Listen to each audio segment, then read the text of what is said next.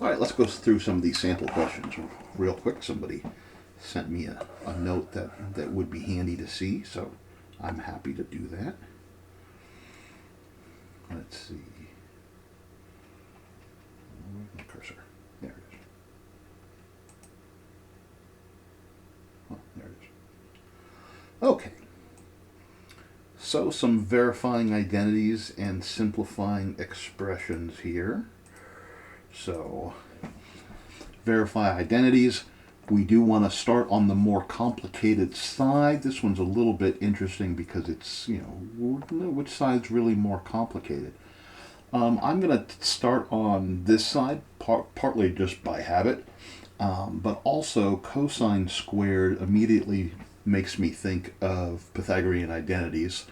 And a Pythagorean identity would split it into multiple terms, and this has multiple terms, so that might be helpful.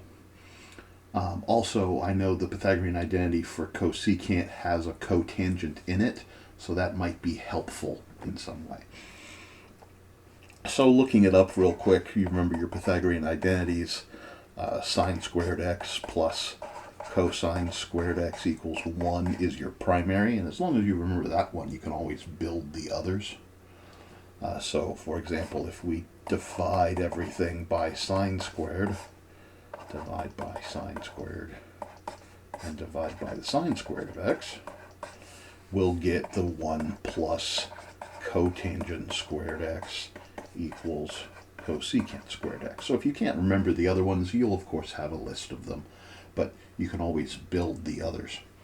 So that cosecant squared x can become 1 plus cotangent squared, 1 plus cotangent squared x, and then times this secant x,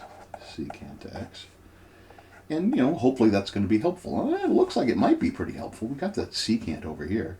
So if we distribute that secant in there, we'd have secant x times 1 plus secant x times cotangent squared x. And that at first might not look like we've quite got this, but if I'm going to, instead of writing that as cosine or cotangent squared, I'm going to write that as cotangent x times cotangent x, because I want a cotangent, and we'll just see if these interact nicely. So secant x plus, I'm going to remind us that that's 1 over cosine, and this is cosine over sine, because it's cotangent, and then times the other cotangent. Then those cosines will cancel, and we'll be left with a secant x plus 1 over sine, which is cosecant x, and then the other cotangent x. Oops, ran out of space. More space. So cotangent x, which is what we want. Simplifying the expressions. I'm not going to do all of these on this page. It will get way too squishy if I do. Hopefully you're not trying to squish things in there. It's a bad habit. It's actually enough of a bad habit that I'm going to stop doing it. Do it like I'm supposed to. So simplifying the expression secant x minus cosine x over secant x. Secant x minus cosine x over secant x. Well, I'd certainly be tempted to divide that into both of those pieces, mostly because the secant x's will kind of undo each other.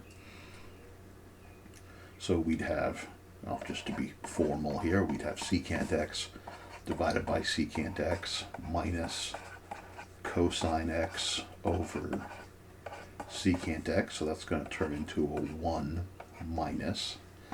It might not be obvious, but since that secant is 1 over cosine, this is going to turn into cosine x over 1 over cosine x, which means cosine x multiplied by cosine x over 1.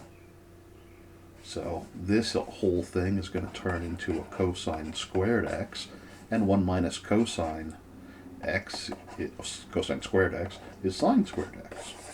So that turns into a nice sine squared x. So that simplified nicely.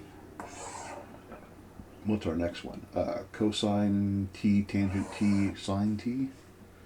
Okay, so cosine t tangent t over sine t.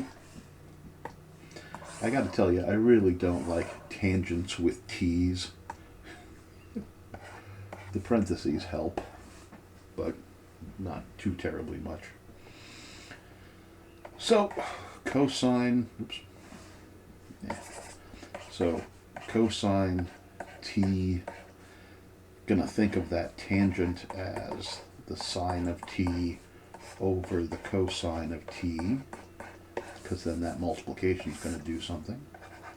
Then over the sine of t, the cosines are going to cancel, leaving us with sine t over sine t, which is of course 1.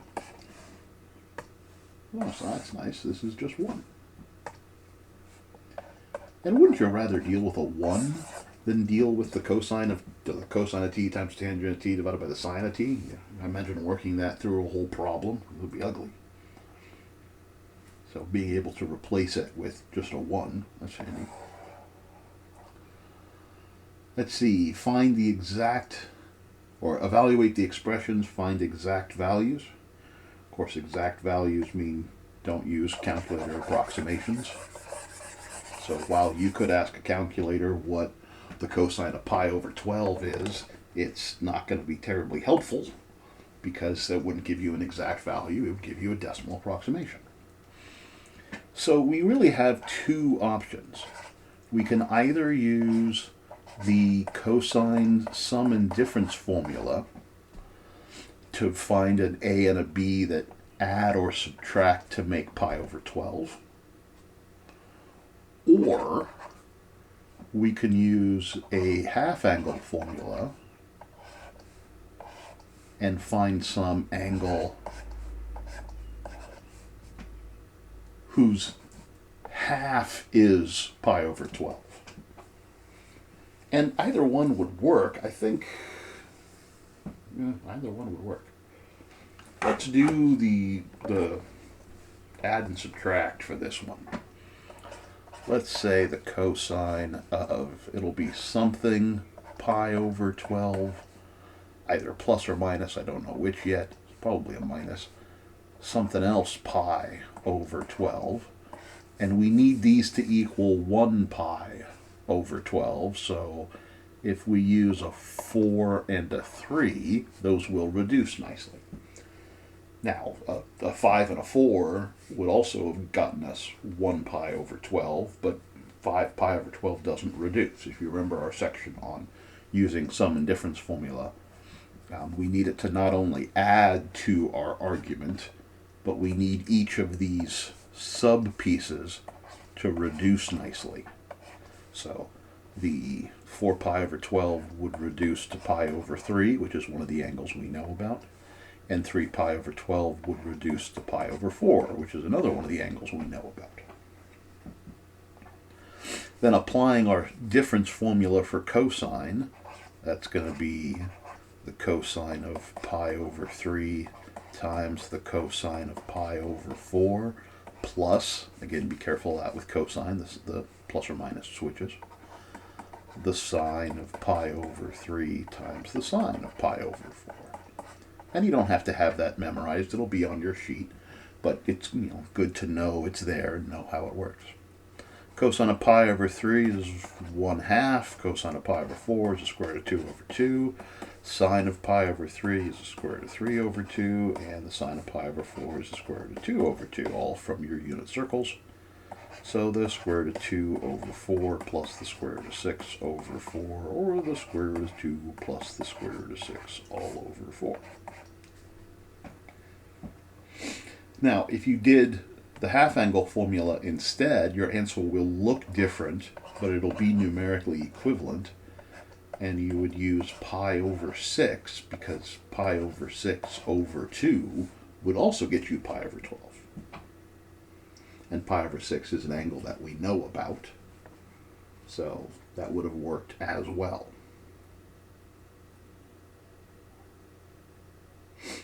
And, you know, I suppose we could do that. It would be what?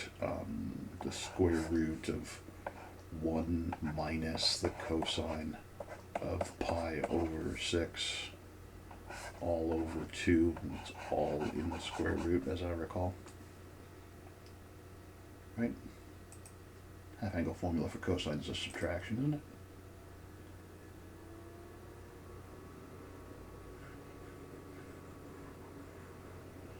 Let me just double check that. See, nobody has all these things memorized. You check it. You go look it up. Where's the sheet I gave you guys? Half angle for cosine. Nope, it is plus. I'm glad I checked. It is the plus or minus, so, but pi over 12 is certainly in quadrant 1, so cosine's going to be positive in quadrant 1, so we're going to use the positive. I am glad I checked. The cosine is positive, is a plus in there. So the square root of 1 plus the square root of 3 over 2 all over 2. I don't like having the denominators of 2 there, so I'm going to multiply by 2 and 2. Get the square root of 2 plus the square root of 3 over 4, but when we take its square root, that's going to become 2. And that's a fairly simplified form. And it's not obvious that those are numerically the same number, but you know, plug them into a calculator real carefully and you'll find they are the same number. It's kind of cool. Or I think it's cool.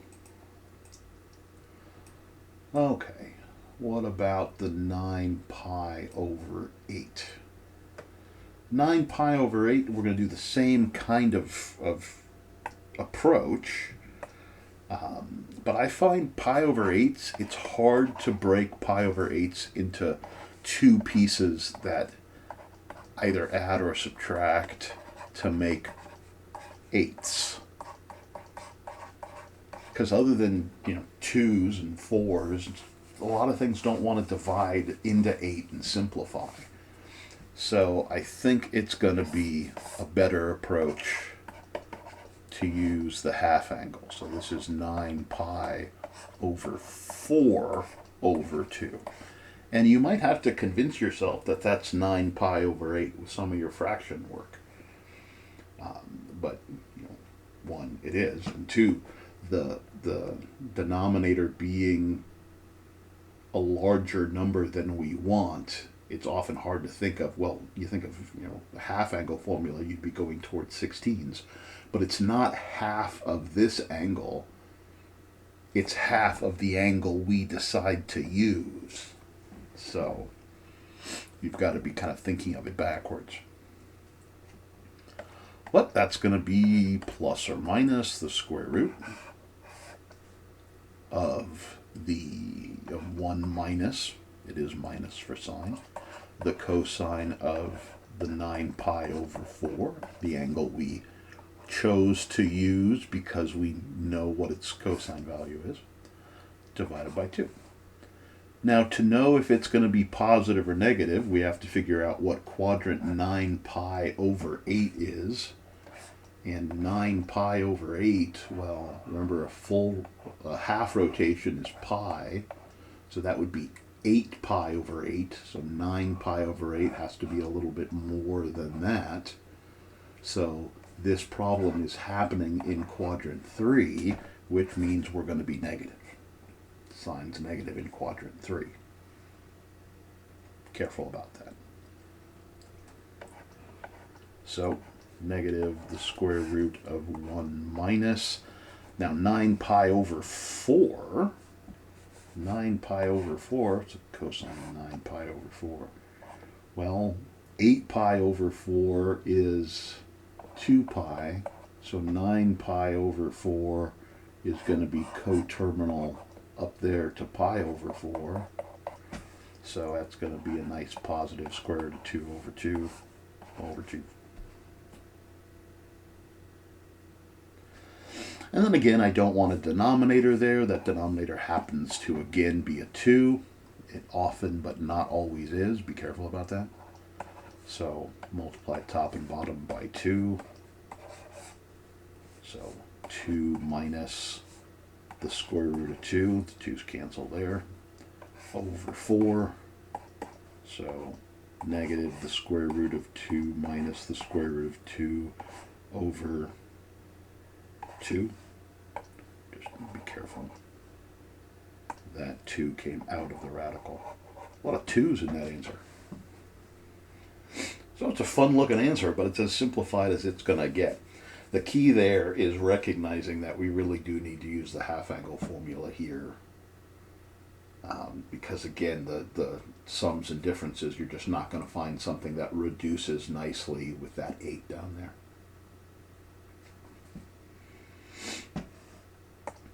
Okay, sum and difference formulas.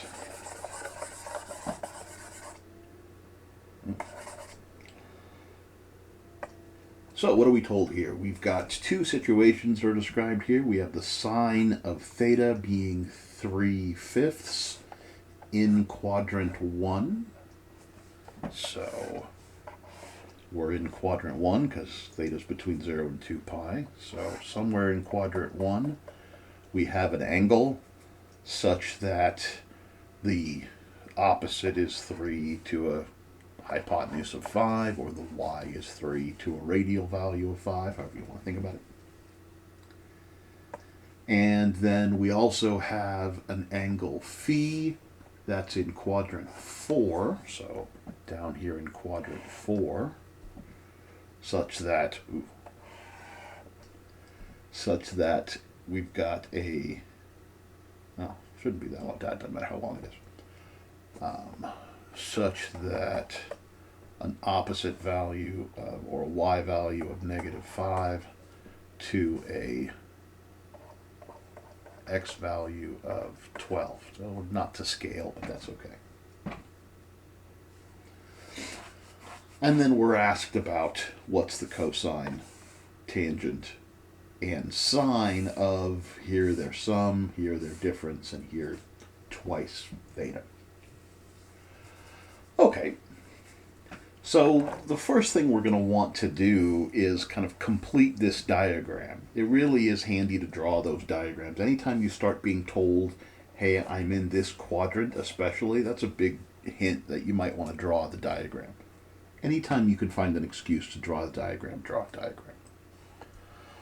But real quick, a little Pythagorean theorem will find that that length is 4 and this length is 13, just so this problem can have very nice numbers. And that means that we could find not only what the sine of theta is, but you've had a lot of problems where you can find the cosine of theta, the tangent of theta, anything you want. So having these diagrams will allow us to pull out any trig function for theta and phi that we might want. I'm going to label them just so I don't forget. But then we're asked to find what the cosine of theta plus phi is. Well, we know our angle sum formula tells us that the cosine of theta plus phi is the cosine of theta times the cosine of phi minus, careful with cosine, the sine of theta times the sine of phi. We know the cosine theta, not because we were told it, we were told the sine of theta, but we drew the triangle associated with the sine of theta being 3/5 in quadrant 1. So we can now say what the cosine of theta is.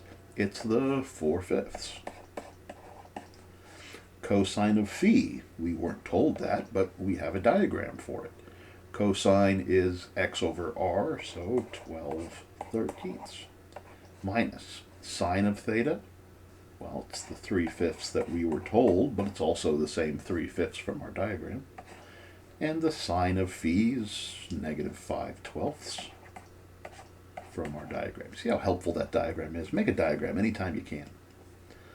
So 48/65 minus, it's going to be plus once those multiply, 15/65. So what was that, 63? 65ths. So 63 65ths. Cool. What about the tangent of theta minus phi? Okay, get these. Okay, you don't want to move. Oh, you want to stall a bit. Okay. Let's let it work itself out. Where am I? That's the wrong one. There you are. Sorry about that.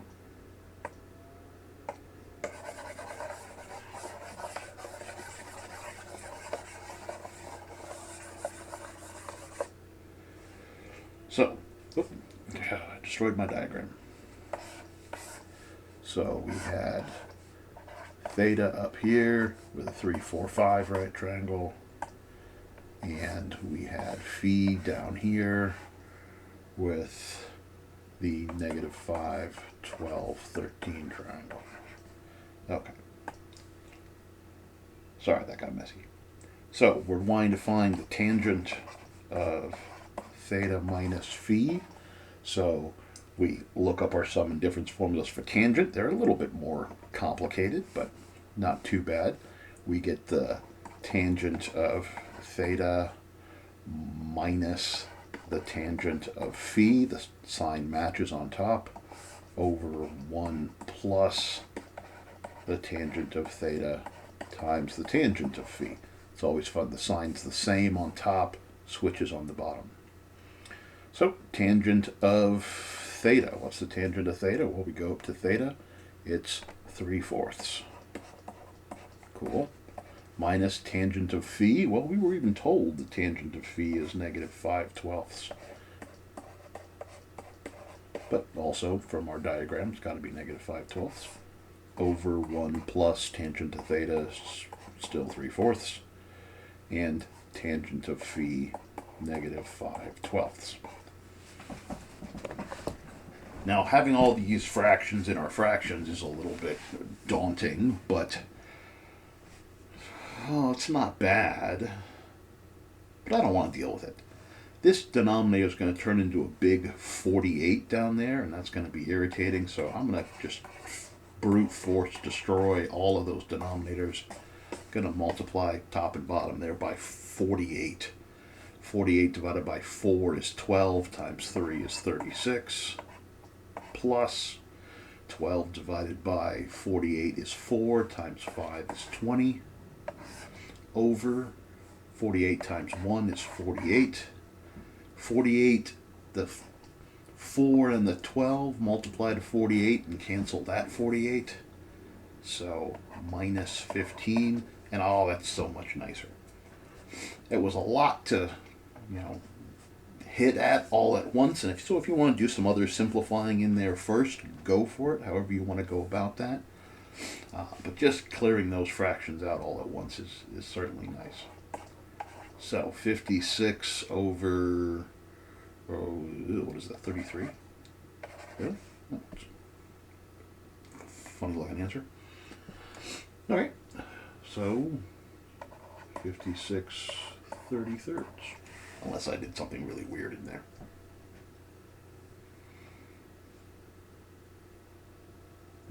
If I did, let me know. Okay. Still using those same two triangles, so I don't want to go too far. Sine of 2 theta. Double angle formula for sine is always my favorite. So the sine of 2 theta. We look at our double angle formulas for sine, and we find that is 2 sine theta cosine theta. This is all in terms of theta, so we're going to be using the theta triangle. Well, that means I picked the wrong color. That's fine. So the sine of theta is 3/5. Cosine theta is 4/5. So that's going to equal 2 times 3 is 6 times 4 is 24 25ths. So 24 25ths. You can see why I like the double angle formula for sine. It is very polite. Okay, moving right along here. Oh, where'd my cursor go? Oh, there it is. Find the exact value of the expression. These cosine sine inverse, or these trig inverse problems, are really good problems in a lot of ways. Mostly because they kind of bring together a lot of skills. You've got to kind of have things coming together to be able to have these work nicely. So they're a good type of problem to focus on to make sure you're starting to put the pieces together. Also makes them make good problems for tests. So the sine inverse of 5/13 is some angle. I don't know what that angle is, and actually we're never going to find out what that angle is. But we know that angle has to be somewhere in quadrant 1.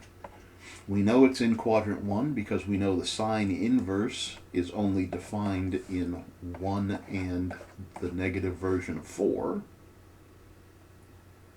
because it's only between negative pi over 2 and pi over 2 for the sine inverse. And we know if it was in quadrant 4, the ratio for sine would be negative. So since it's positive, sine's only positive in 1 and 2, so those things only overlap here in quadrant 1. So whatever this angle is, it's some angle in quadrant 1. With a 5/13 ratio of the y to the r value, and a little Pythagorean theorem will tell you that that other side is 12. And it's the famous 5, 12, 13 triangle, so that's nice. And then what is the cosine of this angle in quadrant 1? Well, I don't know what that angle is, but I know what the side length structure is, and we know cosine is supposed to be x over r, so x over r, and that's the cosine value.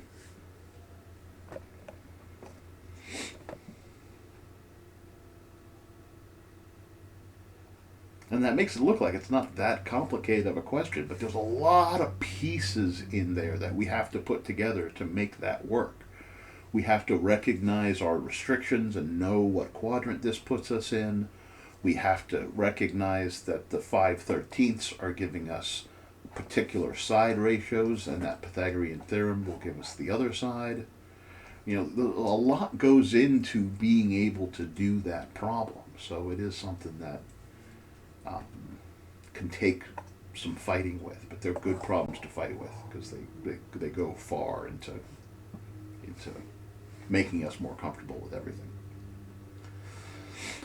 So arc cosine, said arc cosine is the same as the cosine inverse, it's just a different notation, so either way it's the same. Cosine inverse, remember, is defined between 0 and pi, so it's only defined in the first rotation, quadrant 1 and 2. So we would need some angle in there that gave us a negative 1/2. That would have to be in quadrant 2 because cosine's positive in quadrant 1.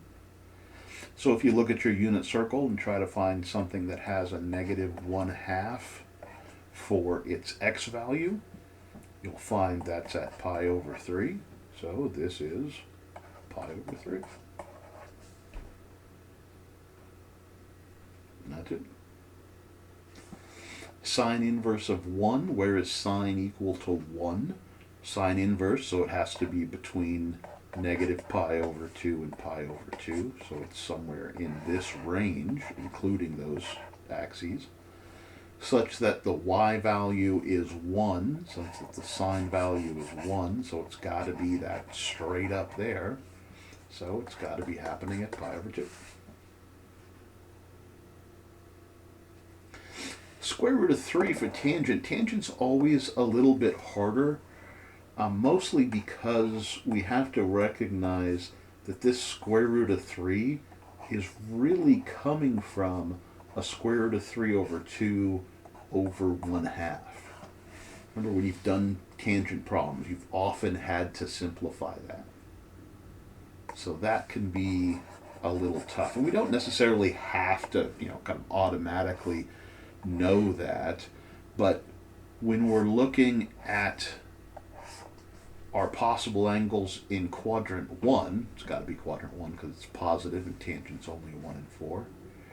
We see that we have a square root of 3 over 2 and a 1/2, a square root of 2 over 2, and a square root of 2 over 2, and a 1/2, and a square root of 3 over 2. And we know that tangent is y's over x's. So if a y over x is going to simplify to the square root of 3, it's got to be that square root of 3 over 2 interacting with one of the 1/2s. So if we want this to be a y and that to be an x, that's happening up here at pi over 3. So that's going to be pi over 3. So tangent's always a little tougher because we have to play with it. And if it wasn't one of our nice standard values, these 1/2s, these square root of 2 over 2, square root of 3, square root of 3 over 2s, if it wasn't one of our standard angles, we would either need a calculator that has an inverse tool on it, or we would need a table of values that have inverses on them. You've seen some of those in your texts. So, we might get tables of values that have inverses on them that we have to play with. Okay, how are we doing? Half an hour. Okay, so we should be able to,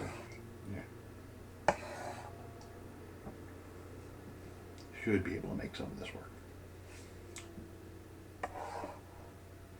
So given information, this is a lot like that other problem that kind of might give you the impression it's an important type of problem.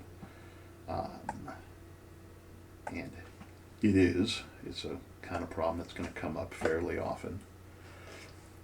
But we're told the same kinds of things. We're given a tangent in quadrant 1, and we're given a cosine in quadrant 4. We like quadrant 1 and 4. These are even our standard triangles again. It's going to be common for them not to be these nice triangles. So be ready for that. But we're told 4 and 3, so it's our 3, 4, 5 right triangle. Be careful that 5 has to be the hypotenuse or it doesn't work. So if like your 4 is on the hypotenuse and 3 is down there, that can't be a 5. So just be careful about that. So that's where theta lives and what theta looks like. Phi is down in quadrant 4. So it's got to be down there, and it has a 12/13 x over r. So a little Pythagorean theorem will tell you that that's a -5. Do be careful about that negative in there. If we forget that negative, things are going to go poorly. Were we careful about that on the other one? I don't remember.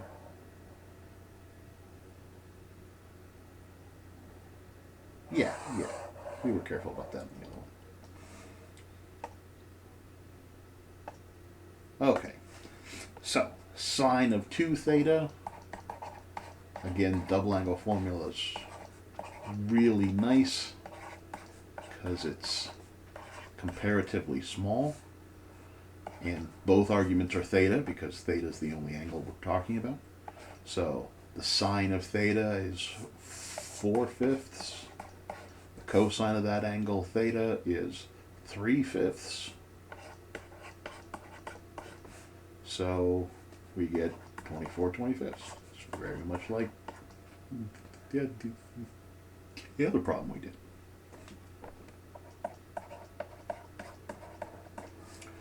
Now the half angle for sine, so sine of phi over 2 is plus or minus the square root. We'll have to figure out whether we want the plus or the minus of 1 minus the cosine of phi over 2.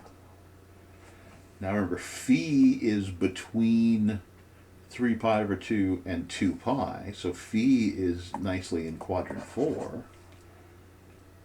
But if we are trying to evaluate phi over 2, divide each of those by 2, and we get 3 pi over 4 is less than or equal to phi over 2 is less than or equal to pi. And that's all up in quadrant 2. So phi is in quadrant 4, but phi over 2 is in quadrant 2. That should make sense. If that's our phi, then half of our phi is only going to be up here. And in quadrant 2, sine is positive, so we're going to be using that positive version. It's always a bit of an argument to make. Make sure you're careful with that one. So positive, the square root of 1 minus cosine of phi. It's got to be, now remember we're back down here at phi. It's going to be 12/13. 12/13 over 2. Square root goes down the whole way. And again, I don't like those fractions there, so I'm going to get rid of them. But this time the denominator is a 13, so we're going to multiply by 13 and 13. That's going to give us the square root of 13 minus 12 over 26, or the square root of 1 over 26, which is going to be the square root of 26 over 26 once you rationalize it. That one's cool. 26 over 26.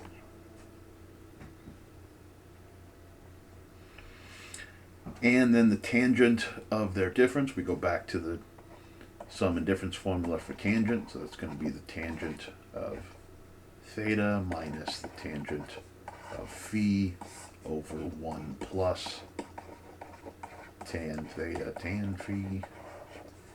I think I mostly like this problem for that one.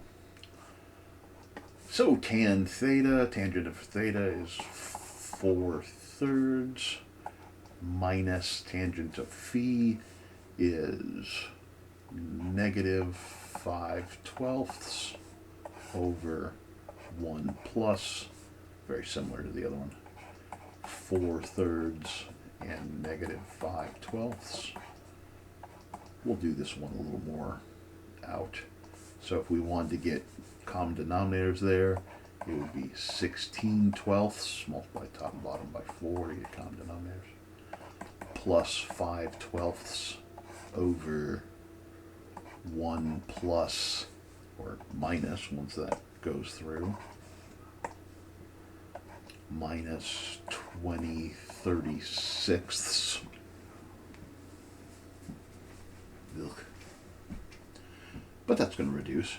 So how about 21/12 over 1 minus, oh, divide both those by 2, so 10/18.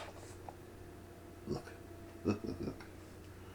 So 21/12 over, it's going to be 18/18 when we get common denominators. You see why I liked destroying them last time. So is that going to be 8/18? So then 21/12 times 18/8, and see what reduces. Pull a 6 out of that, pull a 6 out of that. So how about 63/16? Tangents are always horrible. 63/16. But I could have done the same thing I did last time, multiply everything by 36. 36 is the biggest denominator we're going to get. And so much would have been faster. So that, it still would have been, 48 plus 15 over 36 plus negative 20. But that would have been better than having to deal with all that crud. So clearing fractions, very nice, handy skill. I'm going to get all this stuff out of my way. So if you need to go back to that stuff, go back to that stuff. I always forget. You guys can just go back a couple of minutes and look at something again. I can erase anything I want. So determine amplitude, period, phase shift, and vertical shift, or lift, or midline, however you want to say it, of 5 times the sine of 3x plus 12 minus 6. So amplitude, remember, is the absolute value of the constant multiple of the trig function, so the absolute value of 5, or in this case just 5, so 5. Period for sine or cosine is 2 pi, its natural period, divided by that compression factor of 3. So this one just 2 pi over 3.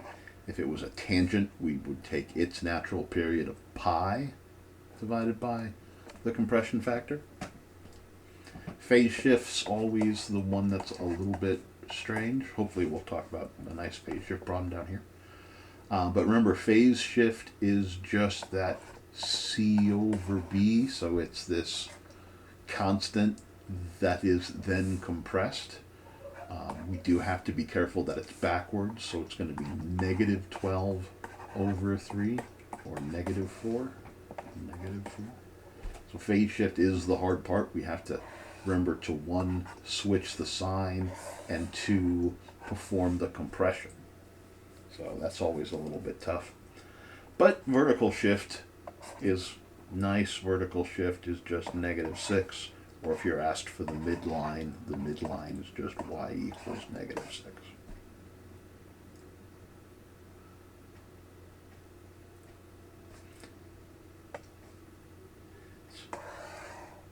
A little more fun when we have these that we've got to kind of pull them out of problems. I don't remember if this one has a phase shift or not, but we'll find out.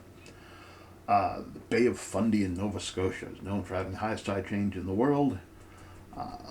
The tide depths at dock change from 8 feet at low tide, so we're going to have a low at 8 to 56. That is incredible.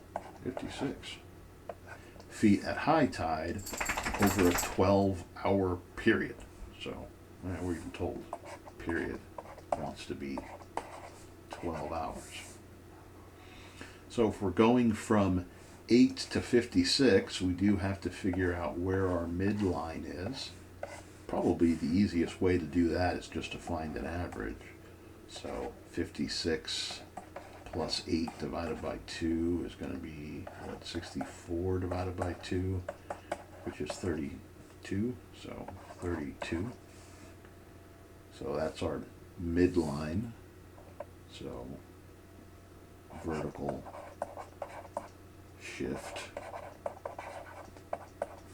of 32. That makes our amplitude, that difference, or this one should be the same. That would be what, 24 that way and 24 that way. So 24, 24. So that's our amplitude. Amplitude of 24. So that's, most of our pieces. Find a cosine function to model. Okay, so cosine. The depth as a function of time if high tide occurs at 4 hours. So that 4 hours is giving us a phase shift. So cosine, remember, cosine naturally wants to start at its maximum and then go through its oscillation. Here we're wanting to start that maximum at 4. So we'll be at our 56 at 4 hours. Our 8, our midline at 32. So we're going to go through that oscillation and return to our peak after 12 hours. So that's going to happen at the 16th hour. So that oscillation happens in one period of 12 hours. So we do have to figure out how to build that phase shift of 4 units. Now, from a phase shift perspective, it's not so bad because our phase shift is just that 4. but figuring out how to turn it into our cosine function is a little bit tougher. So remember, our cosine function is going to look like a cosine bx minus c plus d. And some of these are going to be easy. The a and the d are always really easy. The a is just our amplitude, 24, times the cosine. And that d is nice, that's just our center line of 32. If we were starting at the bottom, we'd have to make that 24 negative, but that's not a problem here. But the b and the c we've got to calculate. So let's go do that. If our period is supposed to be 12, and the period is supposed to be 2 pi over b, we can solve this to find that b. So multiply both sides by b, divide both sides by 12, and we get that b of pi over 6. So pi over 6 x minus. Then we have to figure out our c. Always have to be careful because that c is not 4. Remember, our phase shift was, doesn't want to move.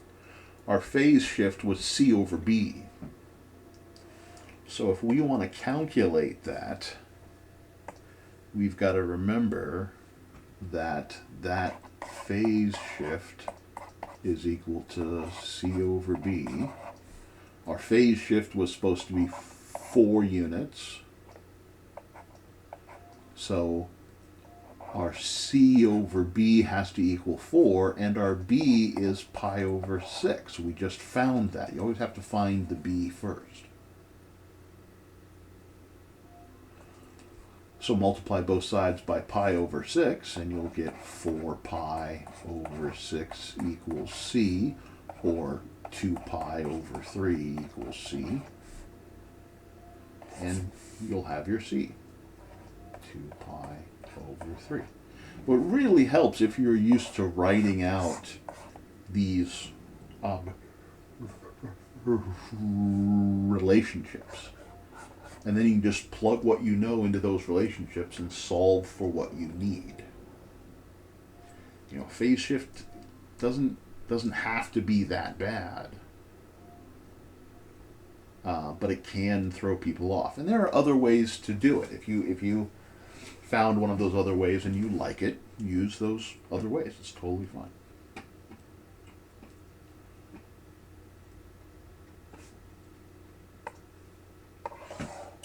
Okay, last one here. I like this picture. I thought it was just pretty, so I kept it. So, graph 2 secant 3x minus pi over 3 over 2 periods.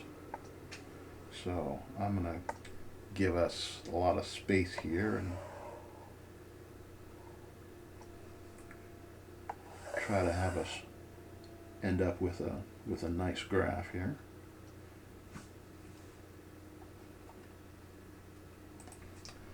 I think I mentioned before I would very much expect, if I were you, to be asked to graph either secant, cosecant, or tangent.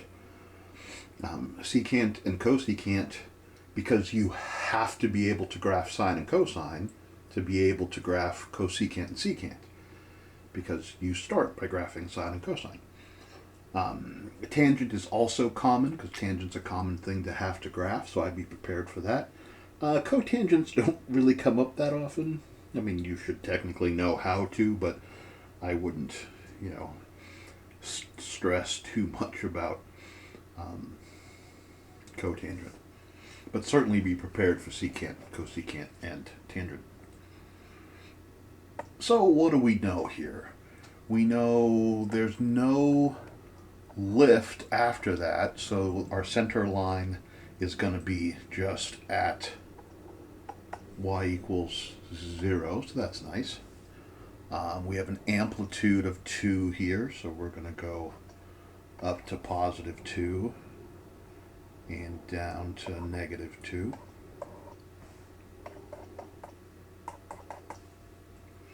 But in terms of our secant here, you remember I don't graph secant. I don't like graphing secant. So instead of graphing secant, what we're going to graph is 2 times the cosine of 3x minus pi over 3, and then manipulate that graph into our secant graph. So because of that, I'm going to do it in this nice light green so we don't see it too terribly much. So we need to know what its period is, and because it's a cosine, which will become secant, its natural period is 2 pi, so divide that by 3 and we get a nice natural, or a nice new modified period of 2 pi over 3. But I don't want to write down, we're starting here and then ending at 2 pi over 3, because we know we have this phase shift we have to deal with here. So the phase shift, but remember we have to calculate it. It's C over B, so it's going to be that pi over 3, positive because remember the sign switches, divided by 3, so it's going to be pi over 9. So we're going to start at pi over 9 and then go for 2 pi over 3 distance for each oscillation. So we're going to start at pi over 9 and we're going to add to that 1 period. Well, I would really like to go off to the side here and go, this 2 pi over 3, if we multiply by 3 and multiply by 3, that's 6 pi over 9. That way they're both in ninths, so it's just going to make it easier for me to think through this. So 1 pi over 9 plus another 6 pi over 9, so we're going to be ending here at 7 pi over 9 for the first oscillation, and then go another 6 to 13 pi over 9. So that's nice. I'll worry about labeling maxes and mins in a second here, but that gives us kind of a nice way to break this up, at least at first. And then again, we're graphing cosine, so we're going to be starting at the top at that pi over 9, and we're going to go through our oscillation and end up here at the top at 7 pi over 9. But I really kind of need to know what my intercepts are and what my quarter points are. So, maybe this 6 over 9 thing wasn't as helpful as it might have been, because I'm really going to want to break that period into its fourths so we can look at its pieces. So over 4, and that's going to be, well, that's going to cancel with that and give us, pi over 6. 2 pi over 12, which reduces to pi over 6. So from this pi over 9, we're going to go out pi over 6 to get one piece, out another pi over 6 to get our second piece, out another pi over 6 to get our third piece, and then another pi over 6, and end up hopefully at 7 pi over 9. So let's do that a little more carefully. So halfway is going to be there, quarter points there, and there. So if we really want to know what that point is, it's really going to be best for us to take the pi over 9 and add pi over 6. It's going to require some common denominators, so 2 pi over 18 plus 3 pi over 18.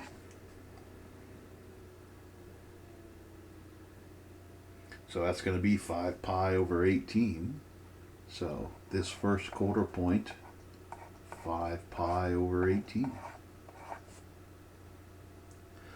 The nice thing is, then we add another quarter point, so we're adding another 3 pi over 18, so that's going to get us to 8 pi over 18.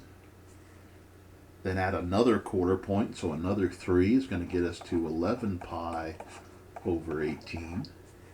And then add another quarter point, so another 3 pi over 18 would get us to 14 pi over 18, which would reduce to 7 pi over 9, which is nice. We can even reduce this 8 pi over 18. We can reduce that to 4 pi over 9. So that did have to get a fair amount fractiony, but, you know, that's why we're here. We're going to practice those things. So we're going to start here. We're going to go through that quarter point down to our minimum at 4 pi over 9, and then up through that quarter point to our maximum at 7 pi over 9. And the nice thing about figuring out that quarter point in common denominators is we can just keep adding that 3 pi over 18 if we want to draw the rest of them. This was 14 pi over 18, so plus 3 would be 17 pi over 18, and then 20 pi over 18, which would reduce to 10 pi over 9, and then 23 pi over 18, and then 26 pi over 18, which would reduce to 13 pi over 9. We don't really need all of the quarter points for both oscillations, but it's nice to practice it, nice to know we can do it. And you know, if you're ever drawing and you miss the point you're supposed to go through, just make your dots bigger. Yeah, see, look, I hit that point just fine. But it's important that we don't stop there, because that's the graph of cosine. And we weren't asked to graph the cosine, we were asked to graph the secant. So that means at each of these zeros, we're going to get an asymptote. Each of those zeros is going to create an asymptote.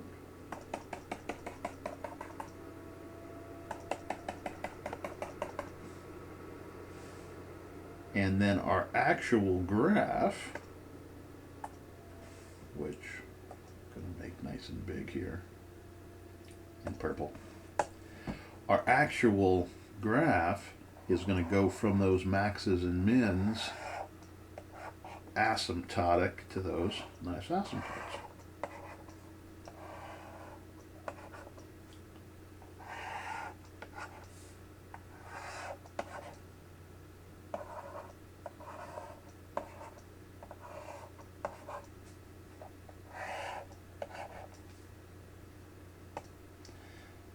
And then, check. What were we supposed to do? Graph it over 2 periods. So that's graphed over 2 periods.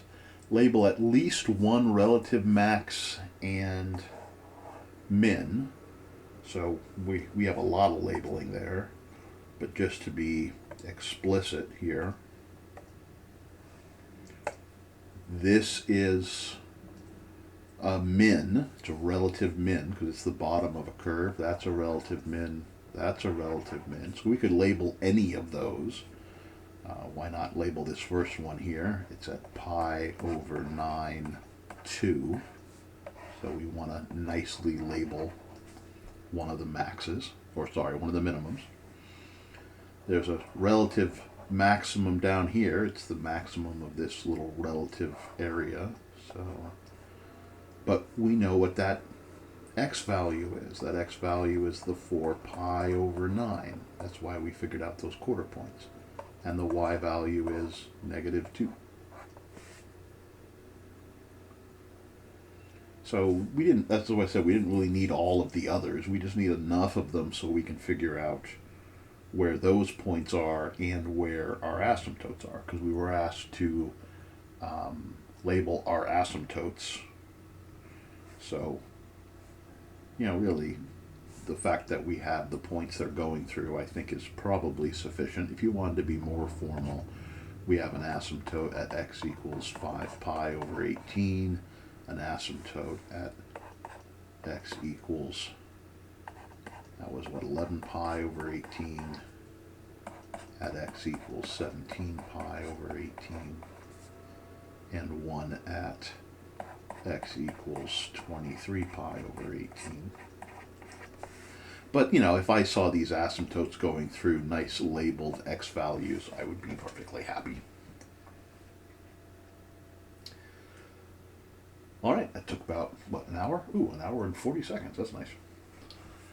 If you have any questions about those, let me know. I know I went through those kind of fast, but ideally you've gone through those and you're just trying to check on a couple of things. But do discuss with each other and ask me if you need anything. And as always, have a beautiful day.